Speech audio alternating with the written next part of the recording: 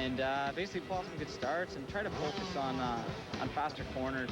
I've been braking hard, and I've been getting on the gas just a tad too late, making up or losing a little bit of time in those sections. So basically, I got to stop watching the other riders and focus on what I'm doing and race the track rather than race myself. Okay, MX Junkies, don't forget about CMRC Racing.com for up-to-the-minute results. Here you go, Paul Kingsley, 5-second board.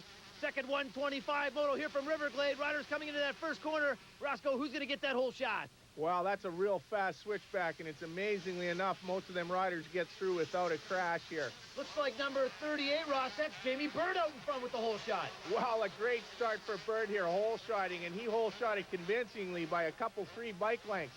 Well, look at that. That's Jason Thomas behind. Now, Jason Thomas didn't finish that first 125. She crashed in the first corner, so we'll have to see how that... Well, look at that. He's already passed Bird. He didn't finish the first 250 moto either, so here we are. The third moto of the day for Thomas. He's got the lead over Bird here, and he's on the gas.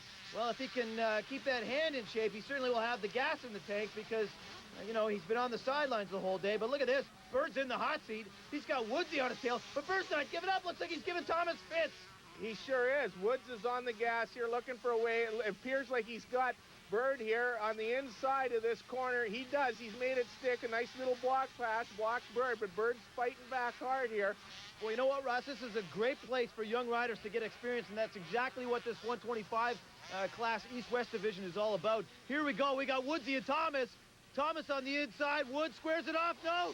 Oh, Woods with a great pass. Does he have him? Thomas accelerating. Oh, Woods makes it stick. What an awesome pass by Woods there. He squared, went up the inside, and he just pushed it over Thomas and kind of blocked him a little bit.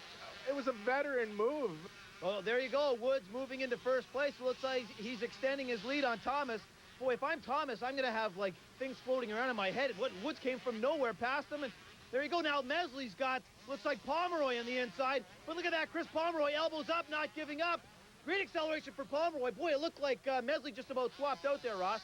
Pomeroy got right back by him. He's not going to give up there on Mesley. Chris is a very smooth rider. He's been around a long time. He's really fluid. He knows exactly what he's doing out there. 2 different riding styles between Pomeroy and Mesley for sure. Yeah, no doubt about it. Chris Pomeroy in control. Chuck Mesley on the rails, almost out of control. But, you know, you see that from the young guys. They're just out there. They're just hanging it out to dry. Well, Mesley, he's invincible, or he feels that way. And Chris Pomeroy, he's been around for a while, so, he knows the chances and things, what can happen out there, and you think your way around the track a little bit more. Wow, look at that jump. And there you go.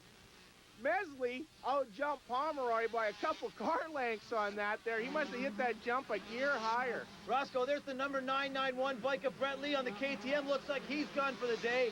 Oh, tough break for Brett. Yeah, a real tough break for Brett and the KTM there to be leaving the track this early. Here we got the 911 of Derek Fisher and Mike Island. Let's see. Oh, nice corner for Fisher. Didn't square it off. Got some great acceleration, Ross. He really did get some acceleration. He gets that acceleration by running out high on the berm there in the soft stuff and keeping his momentum around the corner, whereas Island's got a little bit of a different style moving around the inside. Here you go. Looks like Bird has got Thorne behind him. Bird's on the hot seat. Boy, Thorny's looking good today. Julian Dennis, number 11, Jason Thorne's mechanic, Team Suzuki. Thorny's in 6th right now. Do you think he can break the top 5? Well, he's pushing really hard. I know that we need to make up some points. We had a bad moto in Barrie for the second round, but a good first moto. He's really going to try to push the points, crack in the top 5, so we can take this one home today. Right on. Thanks, Julian. Thorny's showing his mettle out there. Back up to you guys. Thanks very much, Brian. Boy, I tell you what, Jason Thorne up and down season. Sometimes he looks spectacular, Ross. Other times you don't know where he is. You're right about that, Mark. He really hasn't had an up and down season. You know, one moto, he'll be right up there. The next moto, he's not even in the race anymore. So it's really a tough season for Thorny. It's a big learning experience, big curve this year for him. He's really working at it, but he really never gives up, and that's what I like about Thorny. Roscoe, how about that pass by Alexander Langevin on the number 10 Gregoire Yamaha? He just made short work of rounding. He sure did. That Gregoire Yamaha is working really good here in the 125. Langevin looks real good in this class here at Moncton. He's got that bike working really well. Although rounding's Yamaha, that's a Gowland Motorsport Yamaha, and it's working real well also. Back up to Mechanics Row. Good shot in here. Boy, they got a lot of people here today. Here comes number 23, Josh Woods, out in front, Ross. Jeez, I don't even think there's anybody even close to him.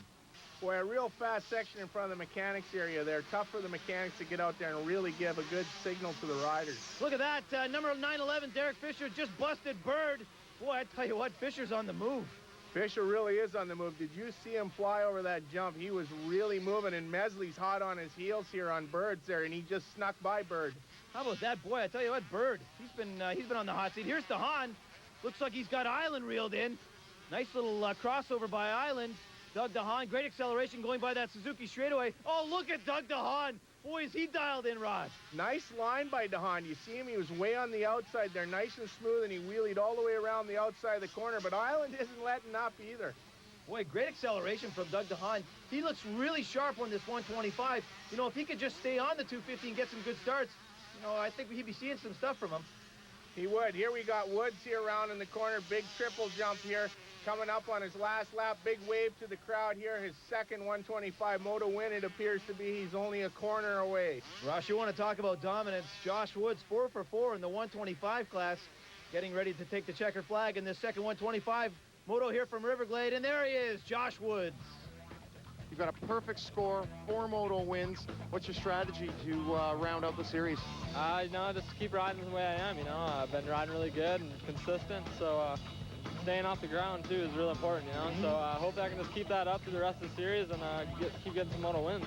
How does it make you feel to know that you're the target? You're the man that everyone wants to beat come round 7. It feels good, you know. I guess I know what Dubak feels like now a little bit. Well, there you go, Josh Woods. Feeling pretty good about himself right now. Here's your top 20 from the second 125 moto from Riverglade.